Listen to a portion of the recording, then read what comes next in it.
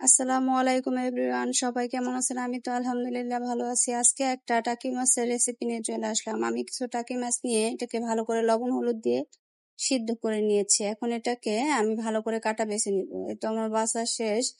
এখন আমি একটা কড়াইয়ে বসিয়ে দিয়েছি, দিয়ে কিছু তেল দিয়ে এখন বেশি করে পেঁয়াজ আর কাঁচামরিচ দিয়ে দিলাম।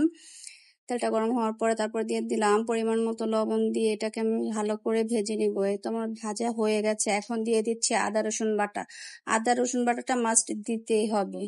এখন দিয়ে দিলাম হলুদ মরিচ আর ধনিয়ার গুঁড়া, দিয়ে আমি ভালো করে কষিয়ে একটু পানি দিয়ে কষিয়ে নিব এটাকে। এই তো আমি সামান্য পানি দিয়ে দিলাম কষানোর জন্য।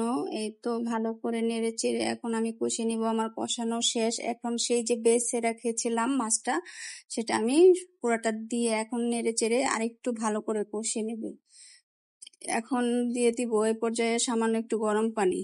গরম পানি দিয়ে ভালো করে নেড়ে চেড়ে নিব, যাতে মশলাটা ভালো করে এটার মধ্যে মিশে যায়।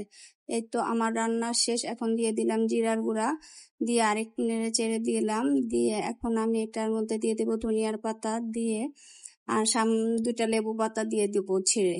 লেবু পাতাটা শুধু ঘ্রাণের জন্য, এটা লাস্ট পর্যায়ে দিতে হবে, আগে দিলে তিতো হয়ে যায়।